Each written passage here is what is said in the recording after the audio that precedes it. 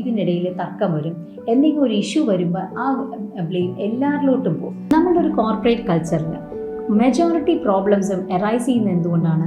നമ്മൾ നമ്മുടെ റോൾസും റെസ്പോൺസിബിലിറ്റീസും അക്കൗണ്ടബിലിറ്റിയും ആൾക്കാർക്ക് ക്ലിയർ ആയിട്ട് കമ്മ്യൂണിക്കേറ്റ് ചെയ്യാത്തതുകൊണ്ടാണ്. അതായത് ഒരു ടീമിൽ 5 പേരുണ്ടെങ്കിൽ ഒരു പ്രോജക്റ്റ് ചെയ്യുമ്പം ഈ പ്രോജക്റ്റിൻ്റെ സെഗ്മെൻറ്റ് എ അത് നിങ്ങളുടെ മാത്രം റെസ്പോൺസിബിലിറ്റിയാണ്, അത് നിങ്ങൾ കറക്റ്റായിട്ട് ചെയ്യണം എന്ന് പറഞ്ഞു കൊടുക്കുകയാണെങ്കിൽ അവർക്ക് അവരുടെ റോള് വളരെ ഡിഫൈൻഡ് ആണ്. അവർ ചെയ്യുന്ന അക്കൗണ്ടബിലിറ്റി, അവരുടെ റെസ്പോൺസിബിലിറ്റി അതിനകത്ത് ഡിഫൈൻഡ് ആണ്. അങ്ങനെ വരുമ്പോൾ അവരത് കാര്യമായിട്ട് തന്നെ ചെയ്യാൻ ശ്രമിക്കും. പക്ഷേ നമ്മൾ അങ്ങനെയല്ലാതെ ഒരു പ്രോജക്റ്റ് കിട്ടുമ്പോൾ 5 പേരും കൂടെ നിങ്ങൾ എല്ലാവരും കൂടെ ചെയ്യണം എന്ന് പറയുമ്പോൾ ഇതിനകത്ത് ഏത് പാർട്ടാണ് അവരവർ ചെയ്യേണ്ടതെന്ന് ക്ലാരിഫൈ ചെയ്തതല്ല. അതുകൊണ്ട് തന്നെ അവർ ചിലപ്പോൾ അവരുടെ പോയിന്റ് അല്ലെങ്കിൽ അവരുടെ റോള് കറക്റ്റായിട്ട് പ്ലേ ചെയ്യണം എന്നില്ല. അങ്ങനെ വരുമ്പോൾ ഇതിനിടയിൽ തർക്കം വരും. എന്തെങ്കിലും ഒരു ഇഷ്യൂ വരുമ്പോൾ ആ ബ്ലെയിം എല്ലാവരിലോട്ടും പോകും.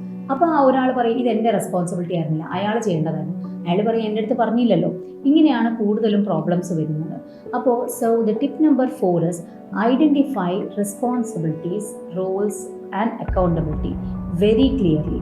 നമ്മൾ അവരുടെ റോൾസ് ക്ലാരിഫൈ ചെയ്ത് കൊടുക്കുകയാണെങ്കിൽ അവരുടെ റെസ്പോൺസിബിലിറ്റീസും അക്കൗണ്ടബിലിറ്റിയും ക്ലാരിഫൈ ചെയ്ത് ഓരോരുത്തർക്കും വെൽ ഡിഫൈൻഡ് ആയിട്ട് കൊടുക്കുകയാണെങ്കിൽ ഒരുമാതിരിയുള്ള കോർപ്പറേറ്റ് ഇഷ്യൂസ് ഒക്കെ നമുക്ക് സോൾവ് ചെയ്യാൻ പറ്റും.